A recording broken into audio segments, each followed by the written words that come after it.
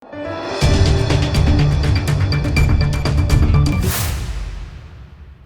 દર્શક મિત્રો, આપ જોઈ રહ્યા છો લોકમૈત્રી ન્યૂઝ. હવે જોઈએ અગત્યના સમાચાર. સુરતમાં જમવાની નજીવી બાબતે મિત્રને પેટમાં છરી મારી મોત નિપજાવનારો 15 વર્ષે ક્રાઇમ બ્રાન્ચના હાથે ઝડપાયો હતો. સુરતમાં જમવા બાબતે થયેલા ઝઘડામાં સાથે કામ કરતા મિત્રે ચાકુ મારી હત્યાની ઘટનાને અંજામ આપી ફરાર થઈ ગયેલા આરોપી પોતાના વતન ન જઈને અલગ અલગ જગ્યાએ સંતાઈને રહ્યા બાદ ભુવનેશ્વર ખાતે લાંબા સમય ડ્રાઈવર તરીકે કામ કરતો હતો.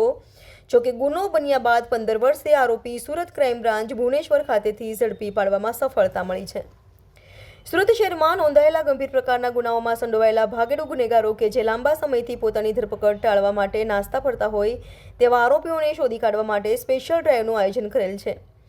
ત્યારે સુરત ક્રાઇમ બ્રાન્ચને માહિતી મળી હતી કે અમરોલી વિસ્તારમાં વર્ષ 2009માં એક હત્યાની ઘટનાનો આરોપી 15 વર્ષ પહેલા ફરાર આરોપી હાલમાં ઓરિસ્સા ખાતેના ભુવનેશ્વર ખાતે છે.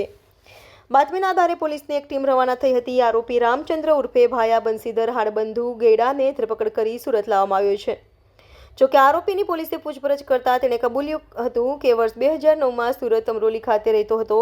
ત્યારે તેણે પોતાના મિત્ર ભગવાન નાયક સાથે જમવા બાબતે ઝઘડો કર્યો અને અદાવત રાખીને કંઈ પણ કહ્યા વગર ચાકુથી પેટમાં 2 ઘા મારી ગંભીર જીવલેણ ઈજા પહોંચાડી ત્યાંથી નાસી ગયેલ હતો. ઉલ્લેખનીય છે કે આરોપી ગુનાને અંજામ આપ્યા બાદ પોતાની ધરપકડ ટાળવા સારું તુરંત જ સુરત શહેર છોડી ટ્રેન માધ્યમથી મુંબઈ, દિલ્હી, બેંગ્લોર જેવા શહેરોમાં થોડો સમય રોકાયા બાદ છેલ્લા 12 વર્ષથી છુપાઈને ભુવનેશ્વર ખાતે રહી છૂટકમાં ડ્રાઇવિંગ તથા કેટરિંગનું કામ કરતો હતો.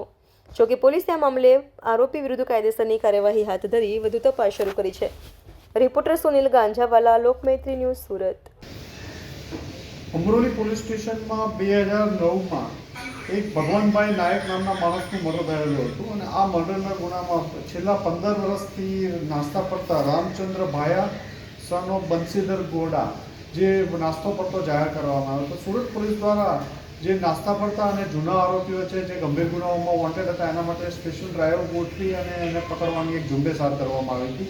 જેમાં 15 વર્ષથી રામચંદ્ર ગોડા જે વોન્ટેડ હતો અને શરૂઆતમાં અનેક પરમ દિવસે ભુવનેશ્વર ઓરિસ્સા ત્યાંની ધરપકડ કરી અહીંયા લાવવામાં આવ્યો છે. આની પૂછપરછમાં જાણવા મળ્યું કે એણે 2009માં એમના મિત્રનું જ નાયકનું મર્ડર કરી નાખ્યું હતું અને મર્ડર કર્યા પછી એ સૌપ્રથમ રાજસ્થાન, દિલ્હી, બેંગ્લોર અલગ જગ્યા ઉપર રહેતો હતો, નોકરી કરતો હતો અને છેલ્લા 10-12 વર્ષથી ઓરિસ્સામાં જ ભુવનેશ્વરમાં રહેતો હતો. એ ઓરિજિનલ ગુંજામ જિલ્લાનો રહેવાસી છે અને હાલમાં એ ત્યાં ભુવનેશ્વરમાં મજૂરી કામ કરતો હતો અને કેટરિંગના એના બિઝનેસમાં ત્યાં નોકરી કરી અને પોતાનું ગુજરાન ચલાવતો હતો અને છુપાઈને રહેતો હતો પોલીસથી બચવા માટે. એની ધરપકડ કરી અને અમરોલી પોલીસને સોંપવામાં આવ્યો છે. આમાં એક 15 વર્ષથી જે વોન્ટેડ હતો ખૂનના ગુનામાં એ આરોપીને પકડી અને ક્રાઇમ બ્રાન્ચની ટીમે એક સારી કામગીરી કરી છે.